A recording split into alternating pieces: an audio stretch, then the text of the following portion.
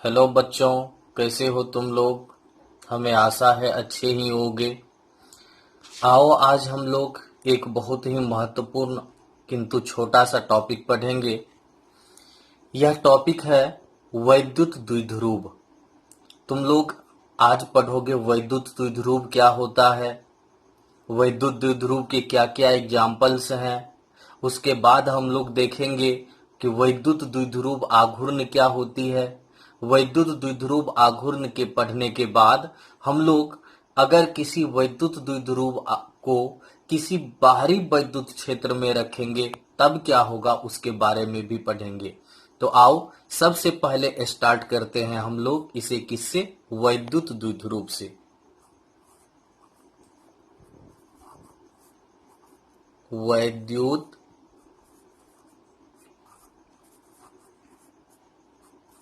द्विध्रुव इंग्लिश में लिखते हो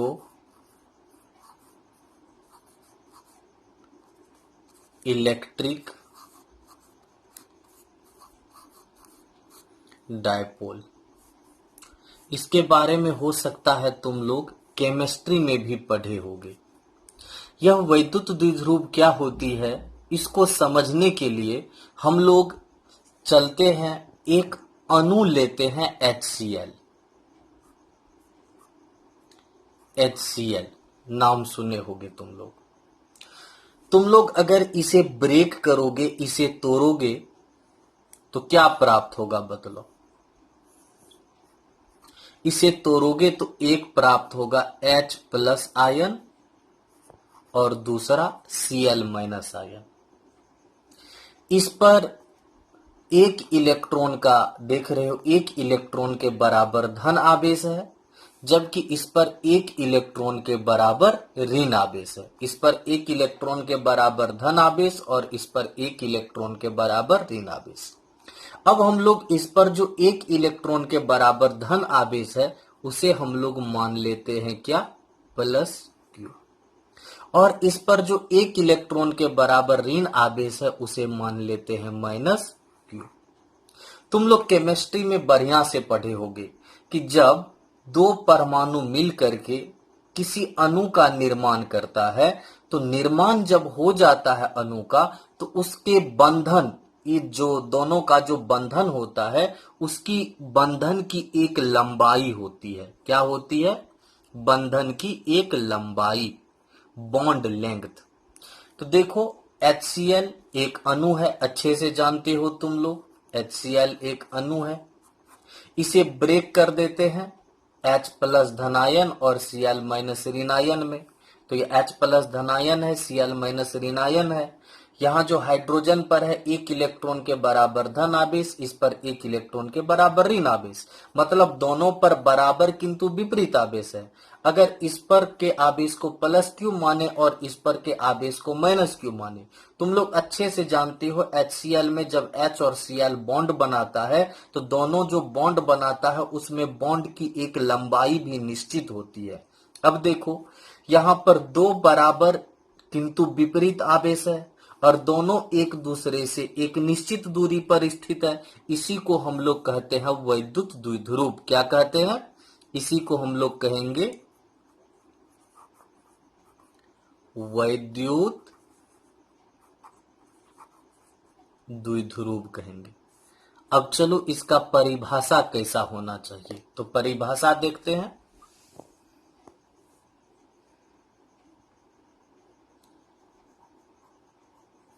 जब दो बराबर तथा विपरीत बिंदु आवेश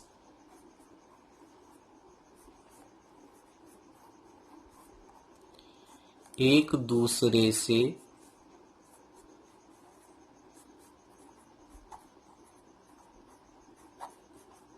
एक निश्चित दूरी पर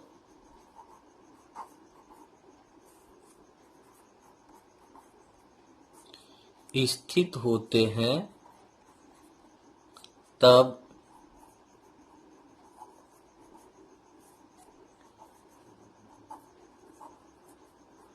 वैद्युत द्विध्रुव का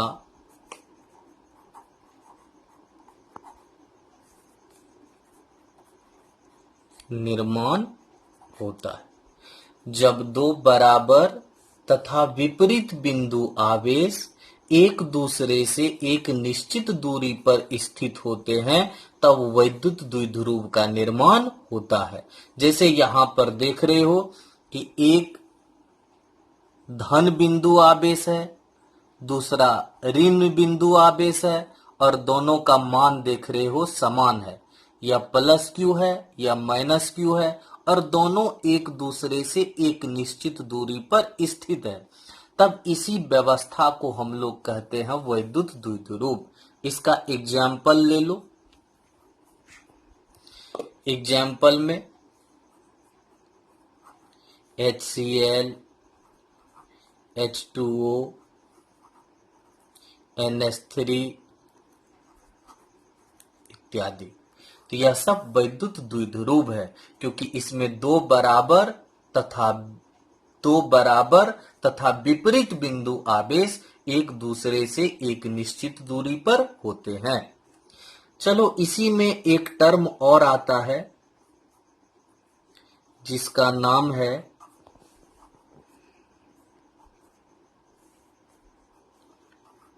द्विध्रुव की लंबाई।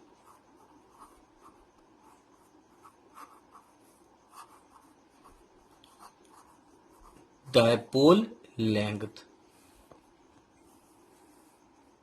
द्विध्रुव की लंबाई अर्थात डायपोल लेंथ।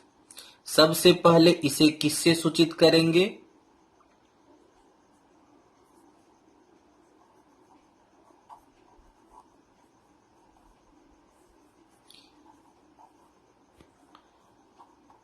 द्विध्रुव की लंबाई को सदिश 2l या सदिश l से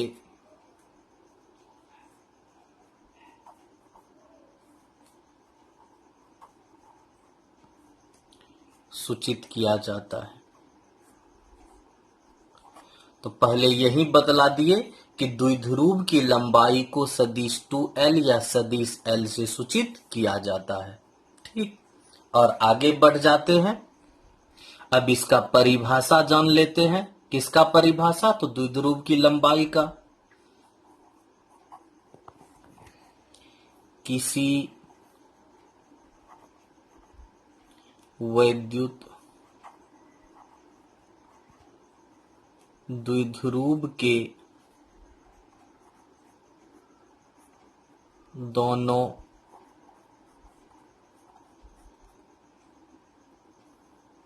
आवेशों के मध्य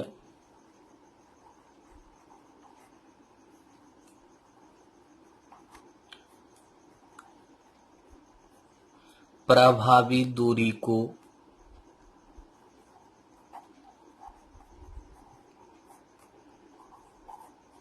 द्विध्रुव की लंबाई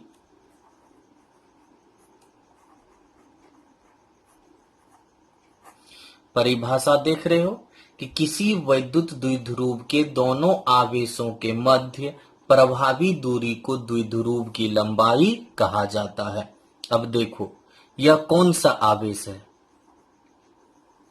धन बिंदु आवेश, यह ऋण बिंदु आवेश, यह है दोनों आवेशों को मिलाने वाली रेखा। अब बतलाओ यह क्या बन गया? तो कहोगे सर यह बन गया वैद्युत द्विध्रुव। अब यहां जो दोनों आवेश है, दोनों आवेशों के मध्य जो यह प्रभावी दूरी है, इसी प्रभावी दूरी को कहते हैं द्विध्रुव की लंबाई। दोनों आवेशों के मध्य जो प्रभावी दूरी है, यहां से यहां की जो प्रभावी दूरी है, उसे ही कहते हैं द्विध्रुव की लंबाई।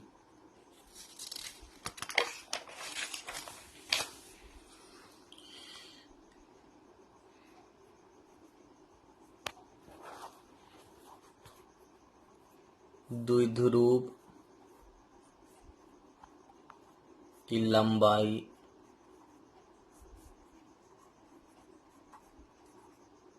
एक सदिश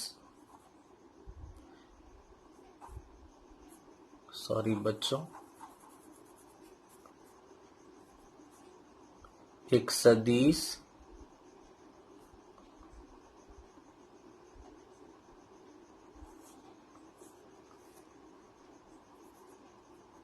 राशि है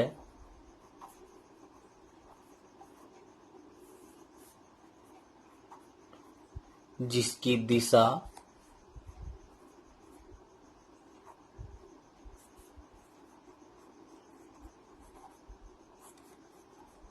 ऋण आवेश से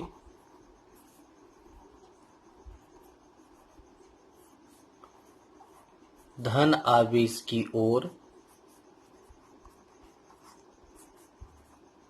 होती है।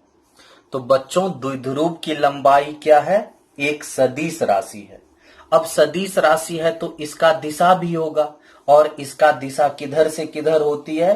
तो इसका दिशा होती है ऋण आवेश से धन आवेश की ओर। किधर से किधर? ऋण आवेश से धन आवेश की ओर। तो द्विध्रुव की लंबाई एक सदिश राशि है जिसकी दिशा ऋण आवेश से धन आवेश की ओर होती है।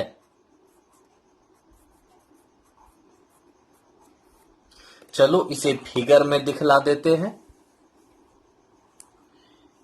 यह धन आवेश है, यह ऋण आवेश है, इसे द्विध्रुव कहते हो।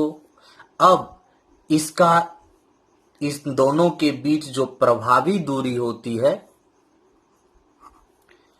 इसे तुम लोग द्विध्रुव की लंबाई कहते हो।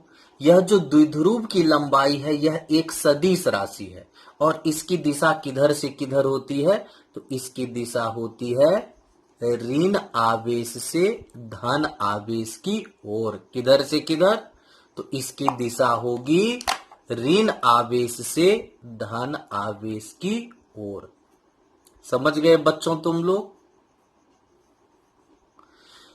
कि द्विध्रुव की लंबाई एक कौन सी राशि है? सदिश राशि है जिसकी दिशा किधर से किधर होती है? ऋण आवेश से धन आवेश की ओर होती है। अच्छे से याद रखेंगे।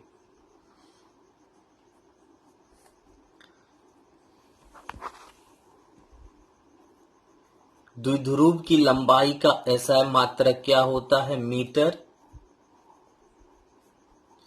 और इसका CGS मात्रक होता है सेंटीमीटर। तो तुम लोग द्विध्रुव की लंबाई को भी समझ गया। अगर तुमसे कोई पूछे द्विध्रुव की लंबाई सदिश है कि अदिश, तो तुम लोग अच्छे से कह पाओगे कि सर द्विध्रुव की लंबाई एक सदिश राशि है। अगर कोई पूछ दे इसकी दिशा किधर से किधर होती है, तो कहेंगे सर द्विध्रुव की लंबाई की दिशा ऋण आवेश से धन आवेश की ओर होती है। किधर से किधर? ऋण आवेश से धन आवेश की ओर। चलो अब आगे बढ़ जाते हैं हम लोग। एक और फिगर बनाते हैं हम लोग।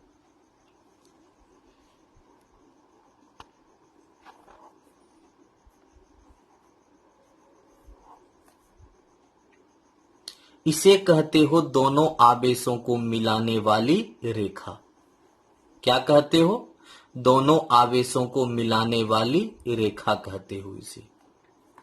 अब इस रेखा को तुम लोग बढ़ाओ, आगे बढ़ाओ। इसे इधर बढ़ा दो, इधर भी बढ़ा दो। जब इसे तुम लोग बढ़ा दोगे तब यह कहलाएगा अक्षीय रेखा। क्या कहलाएगा? अक्षीय रेखा। अब मान लो कि इस द्विध्रुव का यह कौन सा बिंदु है? मध्य बिंदु। कौन सा बिंदु? मध्य बिंदु। तब बतलाओ तो आधे भाग की लंबाई कितनी हो जाएगी? L। और इधर जो आधा भाग है उसकी भी लंबाई कितनी हो जाएगी? L, क्योंकि कुल लंबाई 2L होती है। अब यहां जो हम लोग लंब समद्वि भाजक खींचेंगे,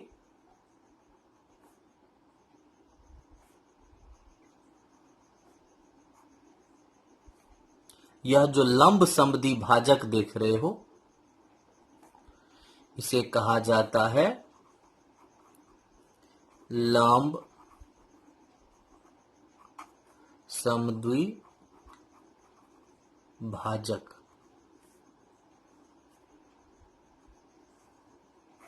तो यह जो लंब समद्वि भाजक है इसे हम लोग कहते हैं निरक्षीय रेखा। तो जब इसे तो तुम लोग अच्छे से जान गए हो कि यह कौन सा आवेश है, बतलाओ तो। यह धन बिंदु आवेश है और यह ऋण बिंदु आवेश है, ठीक। और यह है दोनों आवेशों को मिलाने वाली रेखा। जब इस रेखा को बढ़ाया जाएगा तो वह अक्षीय रेखा कहलाएगा, और जब इसका लंब समद्वि भाजक खींचा जाएगा तो वह लंब समद्वि भाजक कौन सी रेखा कहलाएगा? तो लंब समद्वि भाजक कहलाएगा निरक्षीय रेखा। अब आगे बढ़ते हैं। इसी में एक छोटा सा टर्म है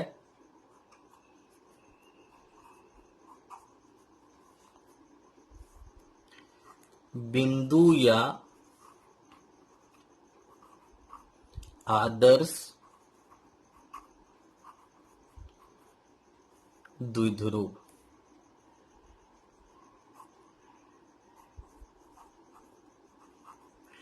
पॉइंट और आइडियल डायपोल।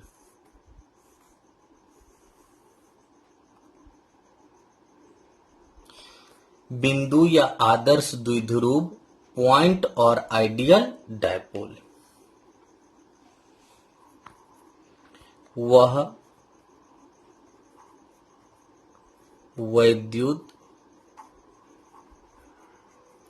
द्विध्रुव जिसकी लंबाई नगण्य हो, कोमा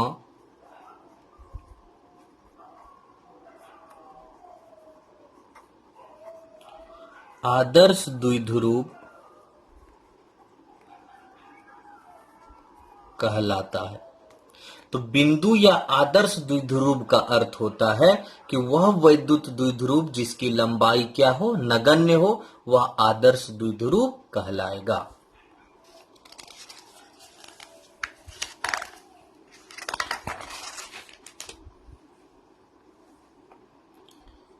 नेक्स्ट,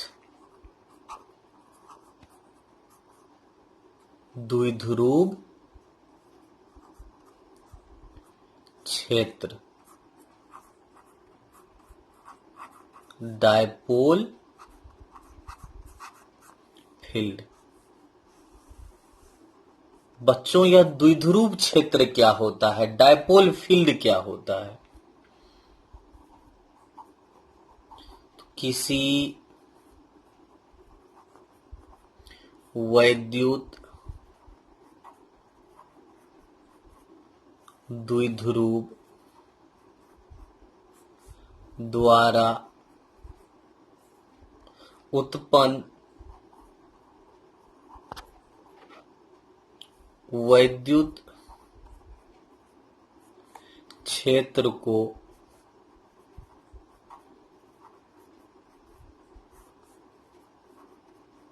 द्विध्रुव क्षेत्र कहते हैं। किसी वैद्युत द्विध्रुव द्वारा उत्पन्न वैद्युत क्षेत्र को क्या कहते हैं? द्विध्रुव क्षेत्र।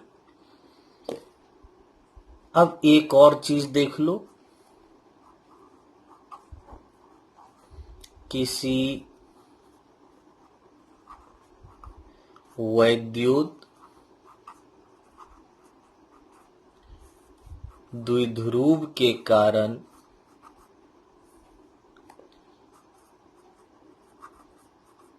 वैद्युत क्षेत्र रेखाएं। किसी वैद्युत द्विध्रुव के कारण वैद्युत क्षेत्र रेखाएं। अब तुम ही लोग बतलाओ,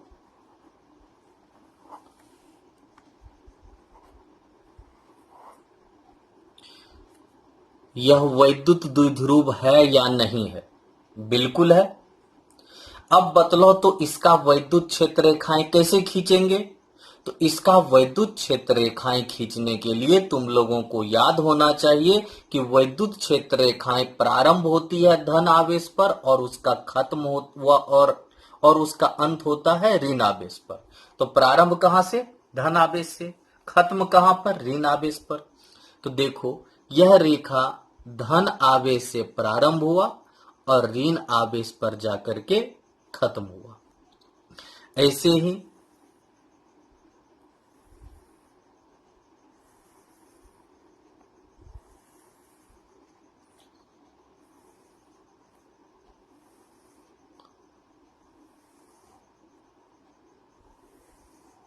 समान परिमाण का आवेश है, इसीलिए याद रखेंगे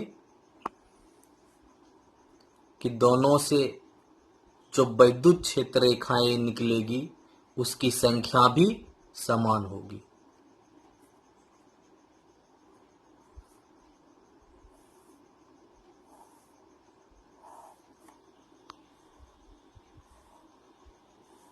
एक दूसरे को कट नहीं करना चाहिए बच्चों, इस बात का ध्यान रखेंगे हम लोग, क्योंकि वैद्युत क्षेत्र रेखाएं एक दूसरे को क्रॉस नहीं करते हैं।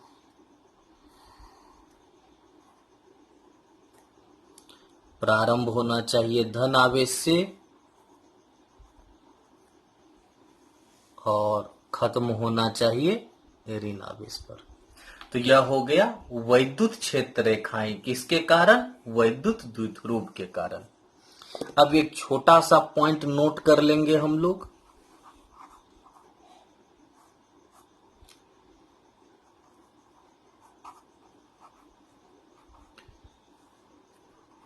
द्विध्रुव का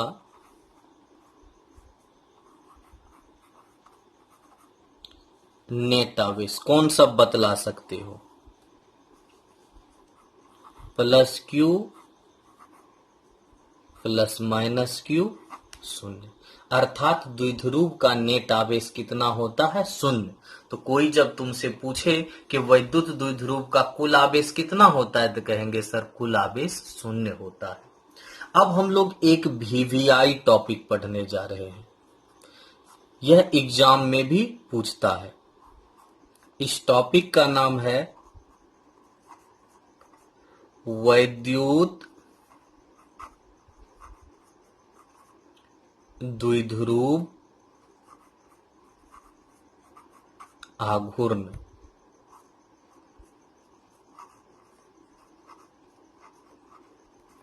इलेक्ट्रिक डायपोल मोमेंट, और इसे हम लोग सदिश P से सूचित करेंगे। किससे सूचित करेंगे, सदिश P से। वैद्युत द्विध्रुव आघूर्ण इलेक्ट्रिक डायपोल मोमेंट को हम लोग सदिश P से सूचित करेंगे, बड़ा P।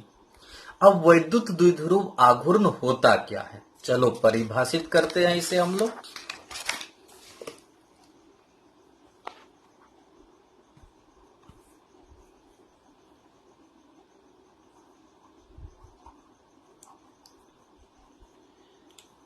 द्विध्रुव के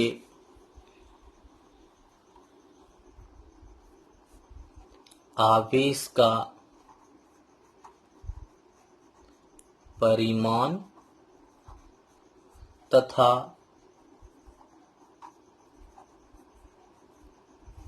द्विध्रुव की लंबाई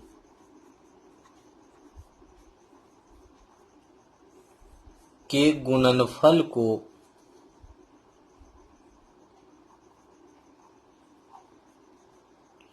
वैद्युत द्विध्रुव आघूर्ण कहा जाता है। तो बच्चों क्या है परिभाषा, तो द्विध्रुव के आवेश का परिमाण हम लोग देख चुके हैं कि द्विध्रुव में एक प्लस क्यू आवेश होता है, दूसरा माइनस क्यू आवेश होता है।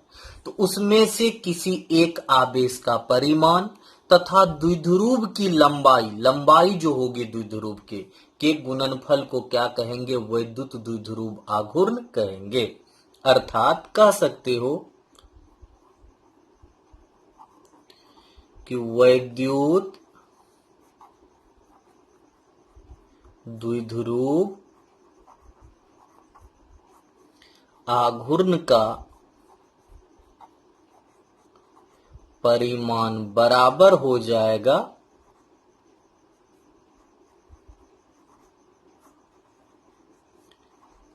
आवेश का परिमाण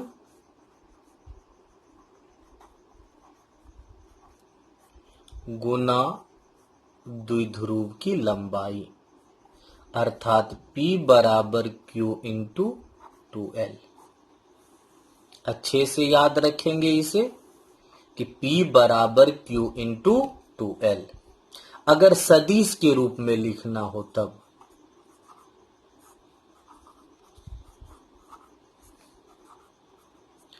तो सदिश के रूप में हो जाएगा सदिश P बराबर Q इंटू सदिश 2L।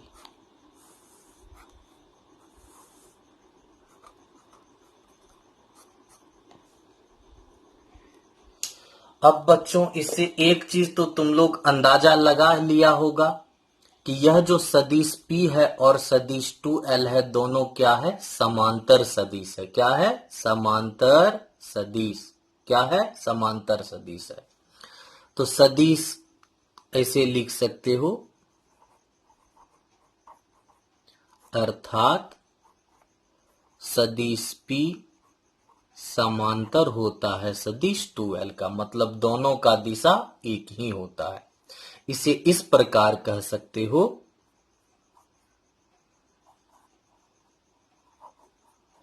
वैद्युत द्विध्रुव आघूर्ण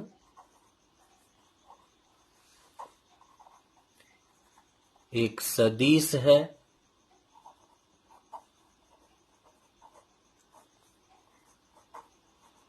जिसकी दिशा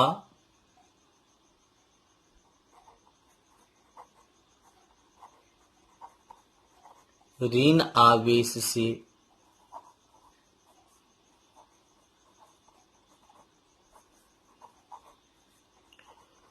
धन आवेश की ओर होती है। तो जिस प्रकार द्विध्रुव की लंबाई सदिश 2L एक सदिश राशि है, उसी प्रकार सदिश P अर्थात वैद्युत द्विध्रुव आघूर्ण भी एक सदिश राशि है और इसकी दिशा भी ऋण आवेश से धन आवेश की ओर होती है। फिगर में देख लो, क्लियर हो जाएगा। प्लस Q माइनस Q यह वैद्युत द्विध्रुव है और जो द्विध्रुव आघूर्ण होगा, वैद्युत द्विध्रुव आघूर्ण अर्थात सदिश P, इसकी दिशा किधर से किधर? तो ऋण आवेश से धन आवेश की ओर। अच्छे से याद रखेंगे हम लोग। तो वैद्युत द्विध्रुव आघूर्ण क्या है? एक सदिश है, एक सदिश राशि है। इसकी दिशा भी ऋण आवेश से धन आवेश की ओर होती है। अब आगे चलते हैं हम लोग।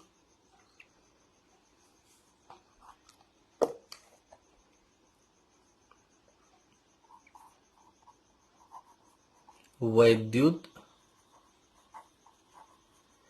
द्विध्रुव आघूर्ण का एसआई मात्रक, इसका एसआई मात्रक हो जाएगा coulomb into metre, coulomb metre. ठीक, जबकि सीजीएस या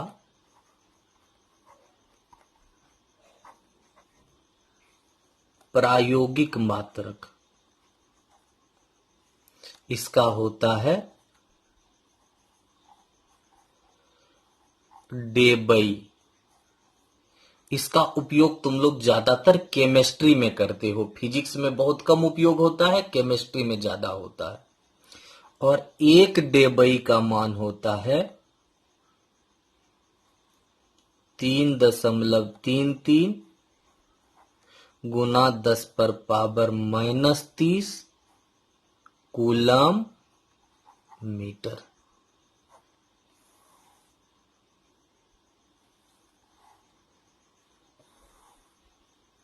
सॉरी बच्चों, यहां कट गया, फिर हम लिख देते हैं।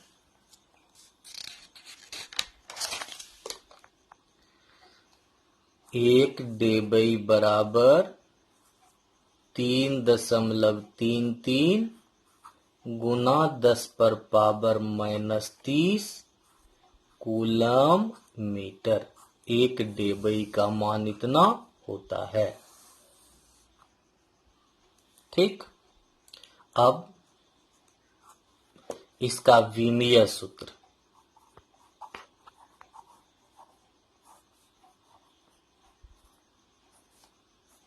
इसका विमीय सूत्र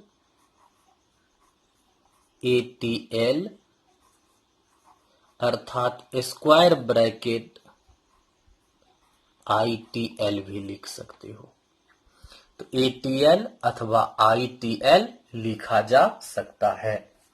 तो बच्चों, आज का पढ़ाई हम लोग यहीं तक रहने देते हैं। नेक्स्ट क्लास में आगे पढ़ेंगे। तब तक के लिए बाय।